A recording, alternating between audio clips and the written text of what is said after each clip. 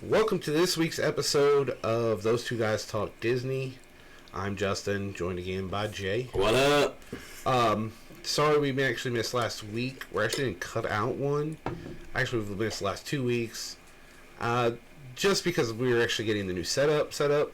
It was actually the first night we're actually recording on this new setup. So we're not 100% sure what the quality is going to be yet. We ran some tests, but, until we actually get into the recording, it's a little hard to know. So, for the month, we're actually just going to cut out Lion King 2. We're going to give you guys 2 this week, and then come back the following week, with the next one, which we haven't discussed yet. But this one's going to be Lion King 1.5, and then following one for this week is going to be Lion King, or The Lion Guard, which still Lion King, but Yeah, I still need to finish watching some of that, but I'll watch a bit of it. we got it. We can kind of get through it.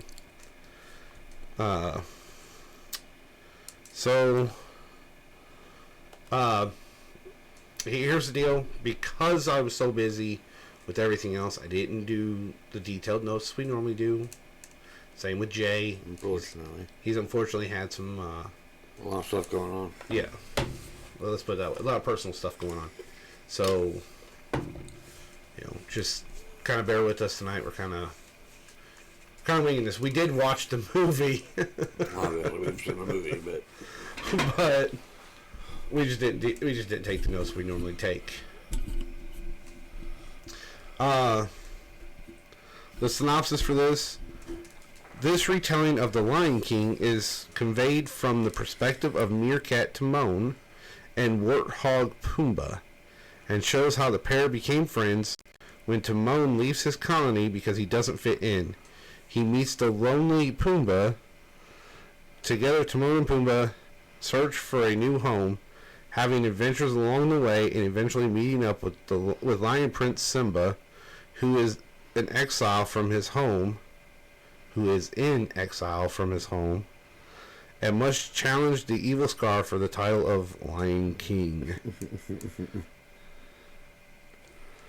this movie is really fun. Let me see. The ratings on this is 6.5 out of 10 on IMDb. 76% on Rotten Tomatoes. Which is pretty good. The release date was February 9, 2004. I didn't realize it actually came out the year I graduated high school. Just throwing that out there. And let's get into this cast here. Because it's a lot of the same cast as The Lion King. Nathan Lane as Timon. Ernie Sabella as Pumbaa. Julie Kavner as Ma, Timon's mom. Jerry Stiller as Max. Which, actually, I love the description of this. Timon's paranoid, eccentric, but kind-hearted uncle. Yeah. Matthew Broderick as Simba. As Simba, a lion. Yeah. And Timon and Pumbaa's second best friend. Actually, Matt Weinberg voices him as a cub, replacing Jonathan Taylor Thomas from the original film. Yeah. Yeah, so that's really the only one that didn't come back, I believe. Well, he probably, by this time they did this one, he was probably too old to voice the... Probably. Like the little cub. Wow, that got really quiet all of a sudden. Robert I'm not sure how you pronounce his last name. as Rafiki.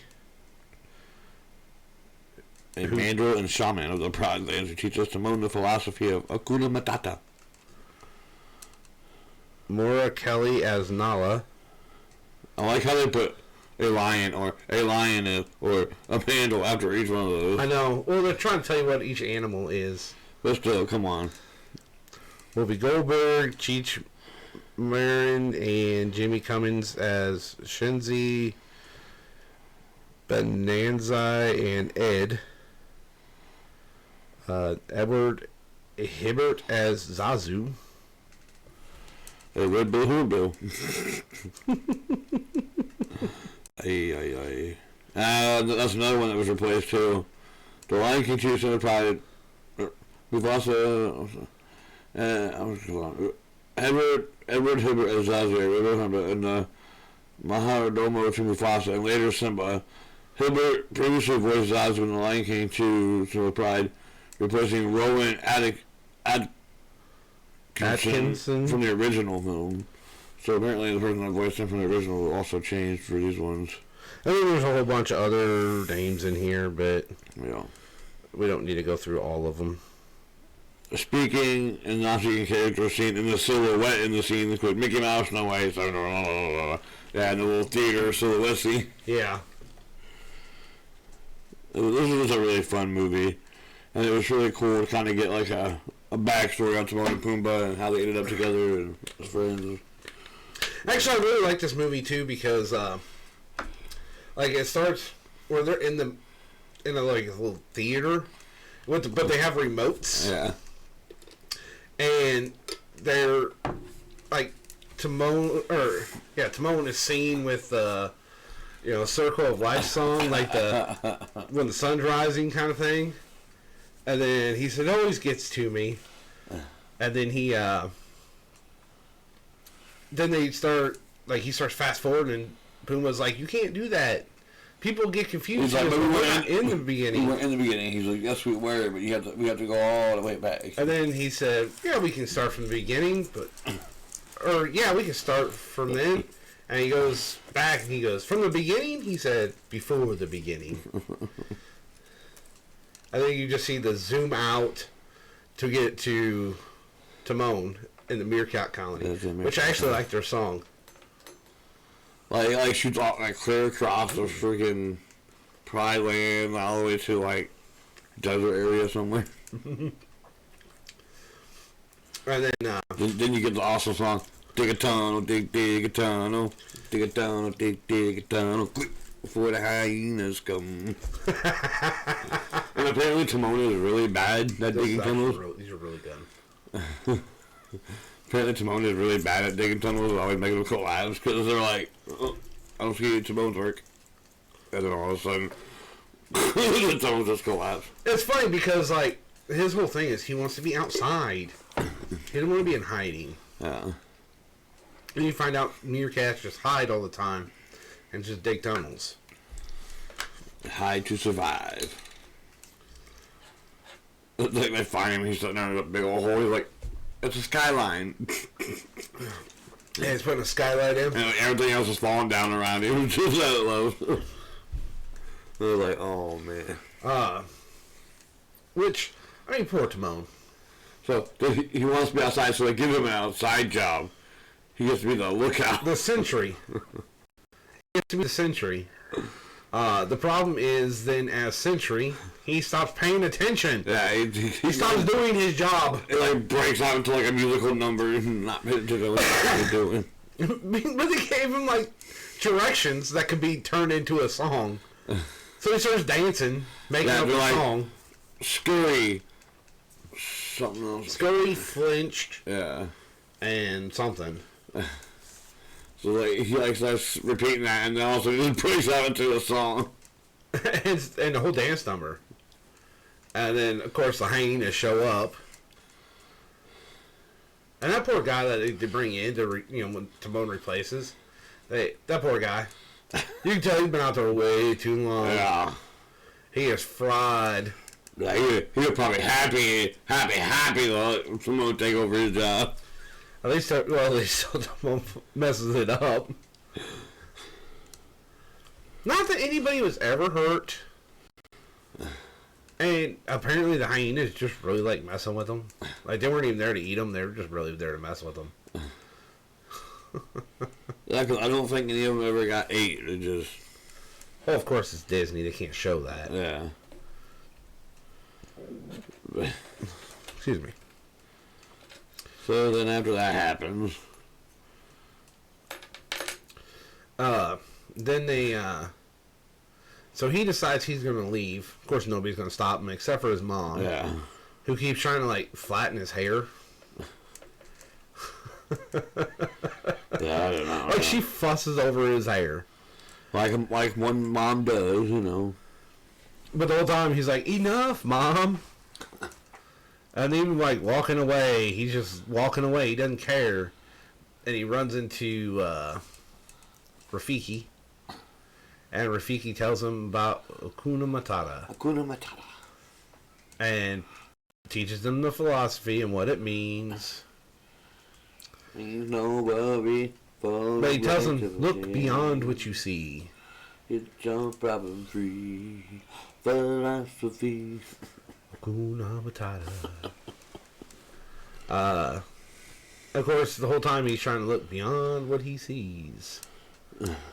And he keeps seeing what he thinks is a nice place, and nope, that's not it. But as he's walking, trying to find somewhere to go, he ends up meeting Pumbaa, which he thinks Pumbaa's there to eat him at first. But he ends up scaring Pumbaa too.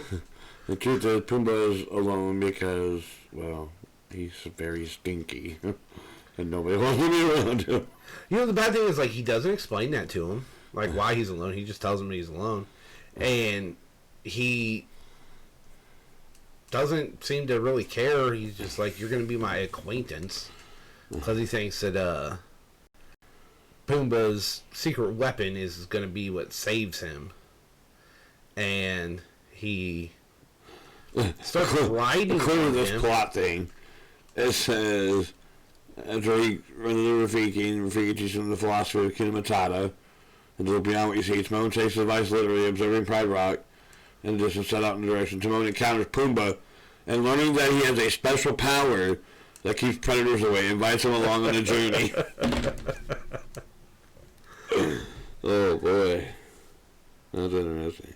But yeah, they get into the crowd of people, and then you find out what Pumbaa's special ability is. They arrive at Pride Rock during the presentation of Simba to the animal of the How Pride did Land. Rafiki beat them there? As they make their way through the crowd, Pumbaa passes gas, causing the nearby animals to faint and prompting animals further away to bow to Simba, attempting to find their perfect home. There's a dramatic ending of I Just Can't Wait to Be King, the chase through the elephant graveyard, and the hyena march scene of Be Prepared, and the wildebeest stampede that killed Mufasa. Well, you know, Because, okay, so they really did see a lot on their journey. they did. But they find what they think would be a perfect place, which is that one little rock with the water feature, and, like, Timon goes, oh, this is the perfect place. And then the next morning, after he invites Pumbaa to live there with him, Just makes two beds. He makes a little one for Timon, and he makes a big one for him. Timon gets in the biggest bed. Like, Timon is a complete a-hole. Really is. I mean, he's very self-centered. And he, next morning they're woken up by, Oh, I just can't wait to be king. and they said something about great musical theater. And so they have to move. So then they move to the elephant graveyard. Just for geysers to happen. For Scar to be singing, be prepared. And they realize it because they're like both like freak out because all they see is all these hyenas walking past. And they're kind of prey to the hyenas. Somehow they end up down in the middle of the freaking wildebeest stampede that killed Mufasa. Because that tree. And then they run, trying to avoid it. Escaping the stampede, the pair are sent down a river and over a waterfall. Yeah. But then they wind up at what they consider paradise. They end up calling it Hakuna Matata Fall or something. Yeah. If you watch Lion Guardian, that's what they call it. Well, then, Timon suggests giving up and going home. Pumbaa admits that he doesn't have a home, and the pair realizes that they are each other's only friends.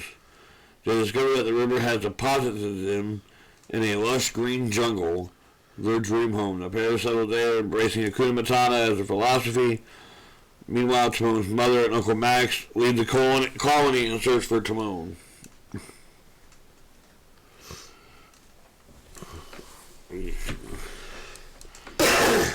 A short time later, I don't know exactly how much time later, a little longer later, they come across Simba.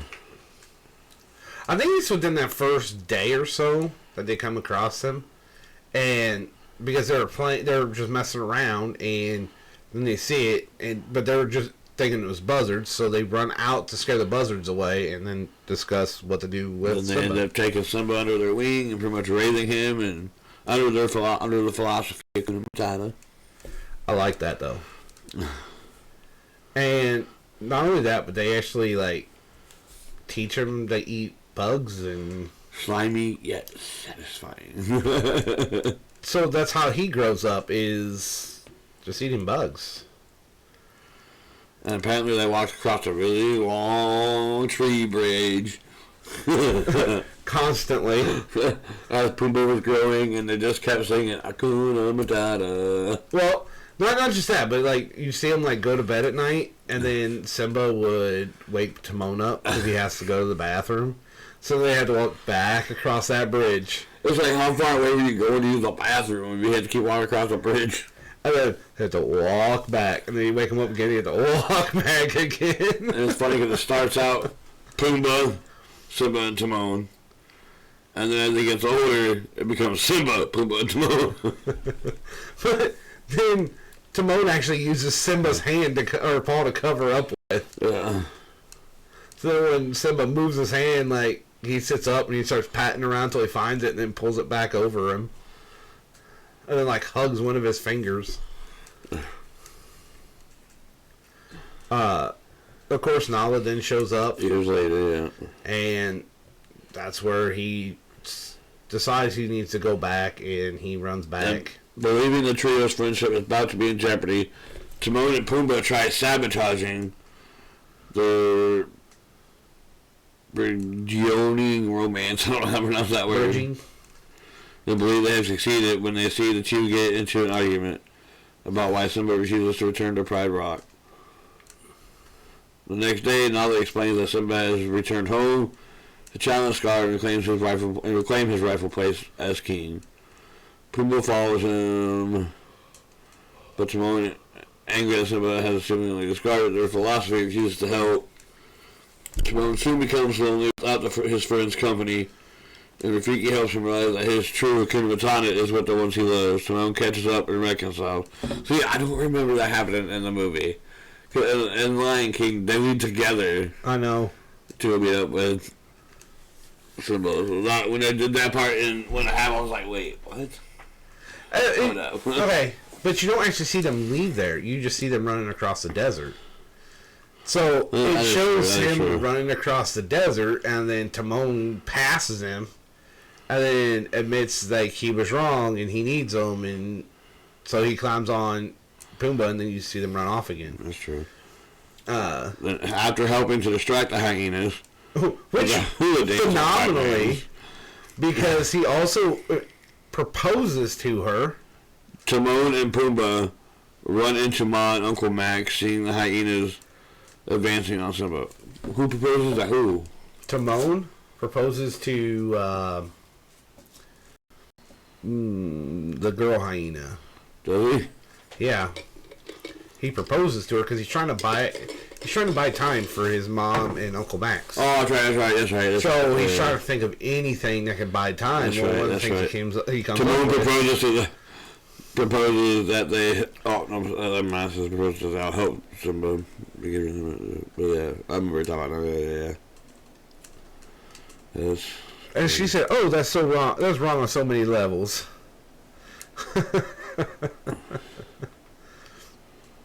And then, of course, then when his mom pops up and says, "Ready," they collapse the tunnels just for the tunnels not to fall in. And Timon breaks the final support beam himself and the hyenas are ejected through the tunnels. Simba accepts his place as the rightful king of the Froglands. Well, there's the end of our movie, apparently. Thanking Timon and Pumbaa for their help, Timon invites Ma, Uncle Max, and the rest of the meerkat colony to live in the jungle. With him and Pumbaa to complete his Hakuna Matata, the colony praises him as their hero. Back in the theater, Pumbaa asks Timon if they can start from the beginning. Timon initially declines, but his family, Simba, Rafiki, and a host of characters from other Disney media flood the theater and persuade him to rewind it. As the film starts again, Pumbaa suddenly becomes nervous about the size of the crowd.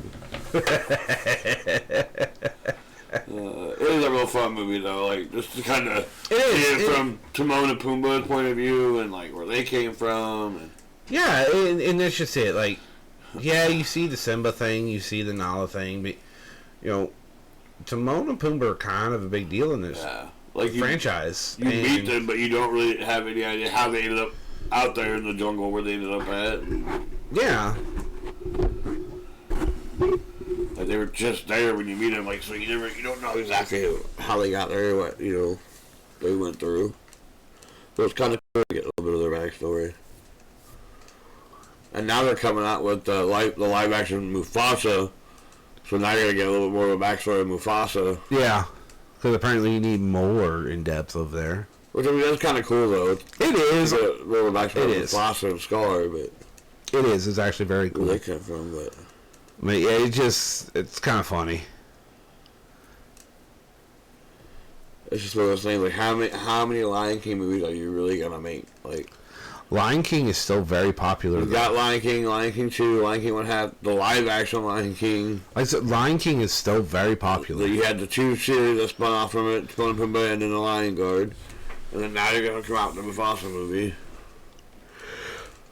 Well, I'm looking forward to the live action How to Train Your Dragon. I am too, to be honest. That looks really cool. I've seen the previews for that. It looks really cool. And then the live action Lilo and Stitch, I think it's going to be kind of neat to see too. Just to see how they do all the aliens and stuff in it. It's kind of cool.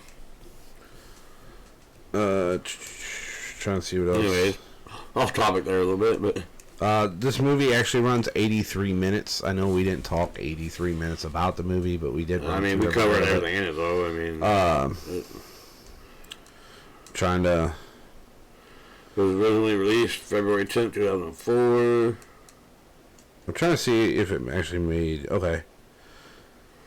So, on the first day of sales, the film sold 1.5 million copies, and in its first 3 days of release, the film generated about $55 million in sales revenue, 2.5 of which were DVD copies of the film.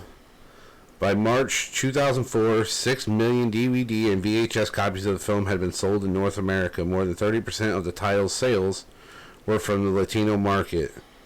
Later that year, the movie was released as part of a 3-movie box set along with The Lion King and Lion King 2, Simba's Pride, on December 6th. On January 31st, 2005, the film, along with its predecessors, went back into the moratorium to the Disney Vault.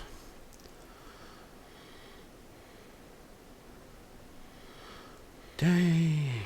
Upon its initial home video release, The Lion King 1.5 was accompanied by a marketing campaign tie-in with McDonald's, the 6 Happy Meal toys, Simba, Rafiki, Timon, Pumbaa, Mufasa, and Ed. The same promotion was used in international countries for the special edition release of The Lion King, with 2 additional toys featuring Zazu and Scar. Nice. The DVD edition contains music videos, deleted scenes, behind-the-scenes views of how the movie was made, the 2 featurettes, Timon, the early years, a mockumentary tracing Timon's childhood through tongue-in-cheek interviews with family and friends, and Disney's funniest moments highlighting Disney animated characters from The Seven Dwarfs to Brother Bear. 3 games were also featured, including Timon and Pumbaa's Virtual Safari 1.5, a Lion King trivia game in the format of Who Wants to Be a Millionaire. I remember that. Titled Who Wants to Be King of the Jungle. And hosted by Meredith, whatever. Vieira. Yeah, then host of the American syndicated version and a Find the Face game, which shows pictures of several Disney characters coming to watch Timon and Pumbaa's movie. The Lion King 1.5 was released on February 10th, 2004. Internationally, it was titled The Lion King 3 Hakuna Matata. I did not know that. On the first day of sales, I read that. Oh, did you? Yeah. Okay. 55 million. Yeah, that's crazy. 2.5 was for DVD copy. Nice. The film was first released on Blu-ray as part of an 8-disc box set on October 4th, 2011, along with the other two films. The movie later received a separate Blu-ray release, as well as a standard DVD release on March 6, 2012, along with The Lion King 2: Simba's Pride. The Blu-ray and DVD releases, along with Simba's Pride and the Diamond Edition release of The Lion King, were removed from release on April 30th, 2013. The film was re-released by Walt Disney Studios Home Entertainment on a Blu-ray combo pack and digital release along with Lion King 2: Simba's Pride on August 29, 2017, the same day as the first film's signature edition was released. That's kind of cool. Yeah. Ooh, bunch of awards. Annie Awards, Best Home Entertainment Production, won that. Nominated for music in the animated feature production. Just nominated, yeah. DVD exclusive awards. Let's see, it won Best Animated Character Performance. It won Best Animated Premiere Movie, Best Director, Best Editing, and Best Screenplay. It was nominated for Best DVD Release. That's kind of cool, though. Yeah. A video game based on the film was published in 2003 for the Game Boy Advance, featuring Timon and Pumbaa as playable characters. That's kind of cool. The film soundtrack album contains 2 original songs, Digatana. Look, it doesn't even say Digatano. It says Digatana. Digatana. Digatana. Written by Seth Friedman and Martin Erskine. And That's All I Need, written by Elton John and Tim Rice, who had worked on the first film. The latter song, which was performed by Nathan Lane in the film, is largely based on a deleted song from The Lion King titled The Warthog Rhapsody, with which it shared a similar melody. When I was a young warthog. The film features a song, Hakuna Matata, from the first film, which is featured in both as the original soundtrack recording. The soundtrack also consists of various covers of pop songs, such as The Friends of Distinctions, Grazing in the Grass, performed by Raven Simone, Cool and the Gang's Jungle Boogie, performed by Drew Kay and the French, The Lion Sleeps Tonight, which appeared briefly in the original film as well, Lebo and Vinx, Dig a Ton of Dance, the other song, soundtrack, Sunrise Sunset from the musical Fiddler on the Roof, and the infamous theme song from the television show Peter Gunn, composed by Henry Mancini. The film contains an original score composed by Donnell Harper and also features Ennio Morricone's instrumental team from the Sergio Leone film, The Good, the Bad, the Ugly. Call it The Good, the Bad, and the Ugly. Total length of 22 minutes and 52 seconds is how the soundtrack actually is. For that. So, what did you actually think of it? Like, do you agree that this movie is only, was it 70-something%? Or do you think this, or how about this? Do you think it's a 6.5 or do you think it's higher? Me, myself, honestly, I would have gave it probably about a 7.5, 8 at least. I would have gave it 8, 8.5. I mean, I actually, out of the 3 Lion Kings, I actually like this one best. There also was a video game based on a film published in 2003 for the Game Boy Advance, featuring Timon and Pumbaa as a playable character, obviously. You told you don't listen to me. I didn't realize you read that, dude. My bad.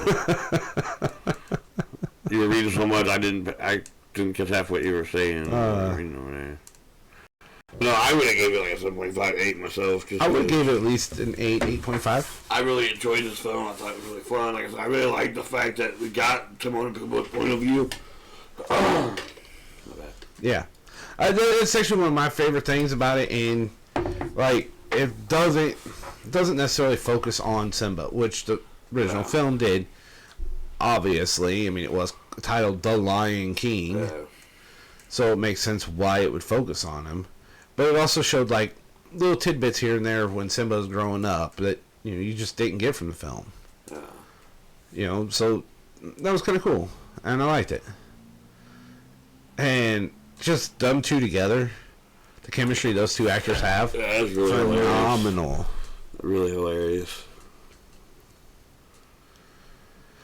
All right, I think that's pretty much it on this one. A little bit shorter video. Unfortunately.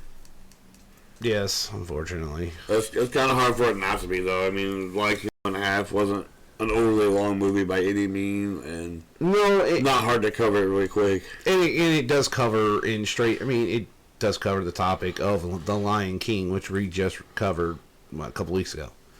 So, kind of that. Yeah. Honestly, I think they could have made this a standalone movie and not had it like tied so much into the Lion King story. They could have actually done just a straight Lion King 3. And I think it'd have been just as good. Especially them two together they're phenomenal. But come back to it later this week, and you guys can actually get The Lion Guard. We're going to cover it next, and we'll be back at you guys next time. Catch you on the flip side.